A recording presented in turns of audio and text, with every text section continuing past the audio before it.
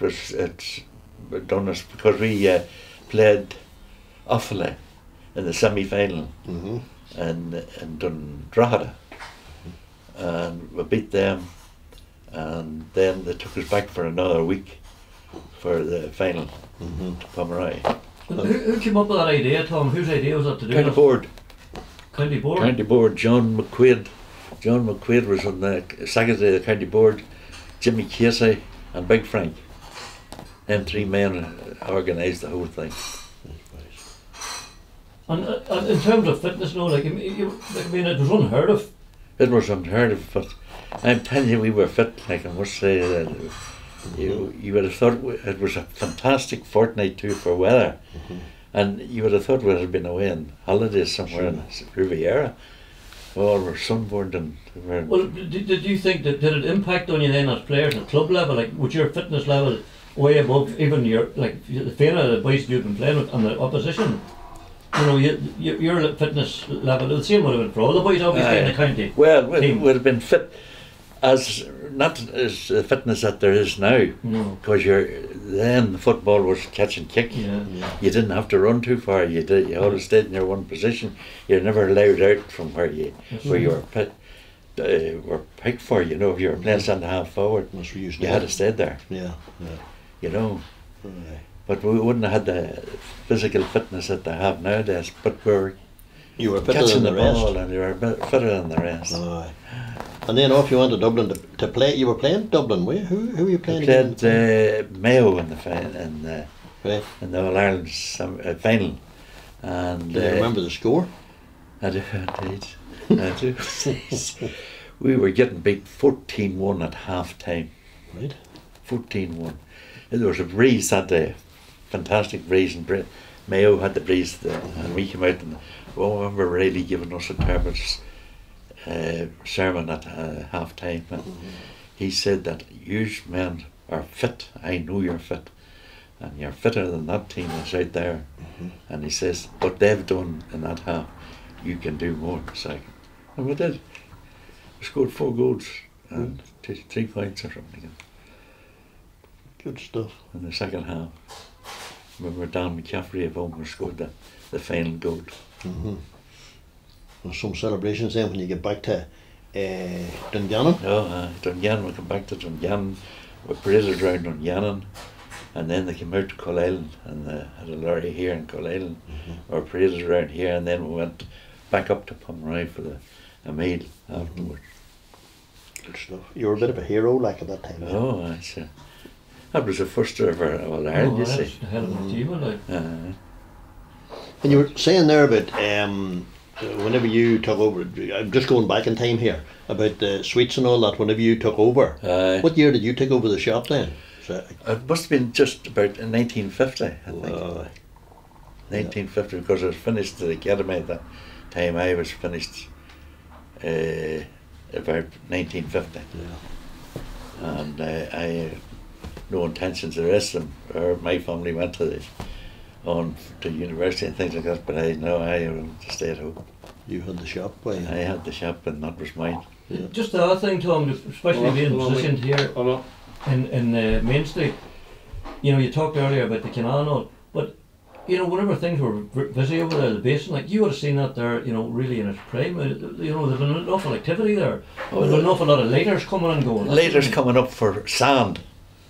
Burns' sand pits were all, and they were all dumped their sand into the lighters there. There was an outshoot there from this side of the street, and the lorries backed into that, and then tipped their lorries in and into the boats down below. And then they took that to Belfast and were sent over to London to rebuild London. So I was I was just thinking there, for children watching this, the layout of sweets would have been different. You know, jars, was it glass jars, was it, you know, like if you talk about the layout of the sweets, and then I can put up pictures so that the sweets were all in jars, like they were. Yes, they were in bars of chocolate. So if you just if you ask him that, so I described your shop. Yeah. That was a good idea, alright. Hold on, Ricky. You see, we can remember that. But you're right. You're talking from a young person perspective. We remember the shop. I know. We're in it a million times. But it changed over the years. We tend to forget that this is going to be a young audience watching this here. You know, it's going to be school kids. So we want to sort of paint the picture to describe it. Remember, Tesco's, you just go up, you buy your sweets, you give it to a woman on the counter, you walk out. That's right. And it's in a packet. No, you had to wait out. Well then start again. So what was the shop like? What was the inside of your shop like? I remember you'd walk in the door and the counter was in front of you. Well, that was later years. All right. That was many years later. You know, the shop, when you walked through the door, the counter was over there, and the big window was all boarded in, and you could have stepped into the window, but you were boarded out, and you couldn't see in to the shop. Yes. Yeah, it was all boarded up, but you had bottles. It was all bottles of sweets, and they had to be weighed out. And you got a quarter of sweets or half a pound or whatever you wanted. And there was the old bars of chocolate then. That was what your sweets were. There was not much. It was only many later years that I wanted to go and get the boxes of chocolates. And I went to Belfast to there, and they supplied me with a box of chocolates. So what were you selling then? You had sweets and you had the cigarettes? Newspapers, of course, was the big thing. And the newspaper, did you get the papers? Were you always selling papers here? Oh, yes.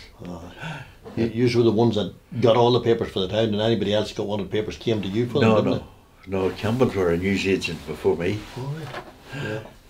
They were a news agent. I got I just built it up as the years went on. Again, I was opening earlier. I was getting people to come earlier to me, you know, and then eventually I was supplying the bread vans. Yes. They were taking papers with them. So I started to supply them. About that. They took papers around their customers. That's right. And I supplied them. So that's how I built up my business, really. And but you were starting so early in the morning. Did you? So whatever's going's going. We were talking there about the picture house. Do you remember the picture house, Tom? Oh yeah. Would you have any idea? I've asked everybody that has ever anything to do with how many seats were in it. Nobody seems to know how many seats. I would have said 200, but I don't know. I wouldn't think there would have been 200. There would have been more like 150. Right. There was the tip-ups, as we call. Yes, I remember them. Yeah. The tip-ups, and then there was long seats, and then there was forms. That's right. In front. Yeah. Just an ordinary form. Yeah. You know.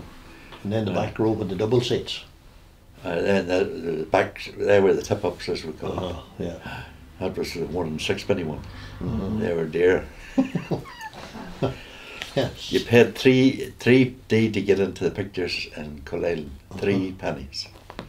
And the matinee you went, that was three pennies every Saturday. There was a matinee. That was some good going business back in them days, boys, because there was two shows every night. That's right. And that was the same thing the next night. First house and second house, Monday and Tuesday, and then Wednesday and Thursday was a different film.